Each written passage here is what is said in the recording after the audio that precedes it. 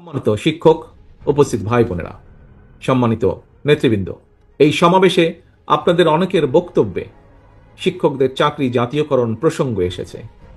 কেউ কেউ মনে হয় আরও শিক্ষা প্রতিষ্ঠান এমপিওভুক্ত করার কথা বলেছেন। এছাড়াও আপনাদের এই সংগঠনের বাইরেও বেসরকারি শিক্ষকদের বিভিন্ন বেশ কিছু দাবি রয়েছে। দেশের একটি দায়িত্বশীল রাজনৈতিক দল হিসেবে বিএনপি শিক্ষকদের ন্যায্য দাবির সঙ্গে নীতিগতভাবে অবশ্যই একমত।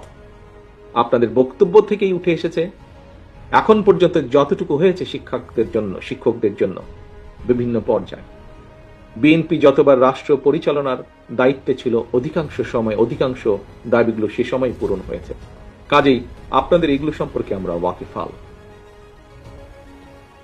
রাষ্ট্র এবং রাজনীতির সংস্কার কিংবা নাগরিক উন্নয়নে আমরা যত উদ্যোগ গ্রহণ করি না কেন, শিক্ষা ব্যবস্থাপনার আধুনিকায়ন এবং শিক্ষকদের আর্থ সামাজিক নিরাপত্তা সম্মান যদি আমরা নিশ্চিত করতে না পারি, তাহলে অবশ্যই আমরা যে লক্ষ্যকে সামনে রেখে এগিয়ে যাচ্ছি সেটিতে আমাদের কাঙ্ক্ষিত সুফল মিলবে না।